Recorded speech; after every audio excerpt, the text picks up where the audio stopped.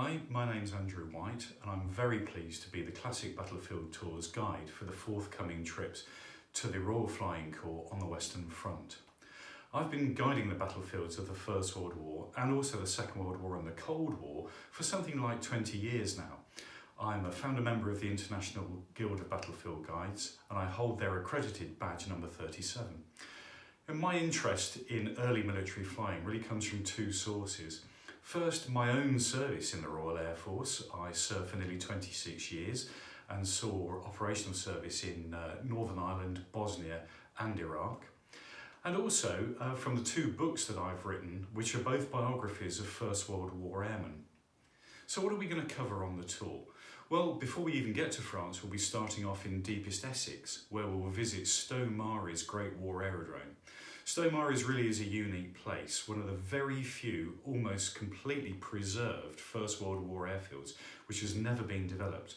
So we'll see some of the original buildings, and we'll also look at some of the aircraft that they have based there, where we can look at the development of air warfare from 1914 to 1918.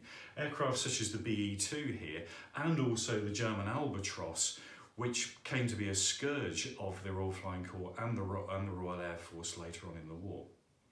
From Stowe Mary's we'll cross to France, and then we'll head down to the town of Saint-Omer to look at really what is the spiritual home of the Royal Flying Corps, and if anywhere can have a claim to be the birthplace of the Royal Air Force, then that also is Saint-Omer Airfield.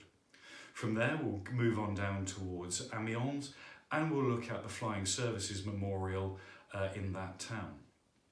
Over the next few days then we'll be taking in the remains of the airfields such as they are in France. Places like Vert-Galande, where Albert Ball flew his last fateful mission from. We'll also look at Bertongal, another famous airfield, and the place where the remains of the Red Baron were taken and from where he received his first funeral. More about that when we get there. We'll also look at the ending of Albert Ball. We'll go to where he crashed in his final fateful mission, and we'll visit his grave as well as that of James McCudden. But as well as the great and the good, such as von Richthofen and Ball McCudden, we'll also look at the more ordinary members of the Royal Flying Corps, people like you and me, who history have really long forgotten. We'll take a look at their stories and we'll look at some of their graves as well.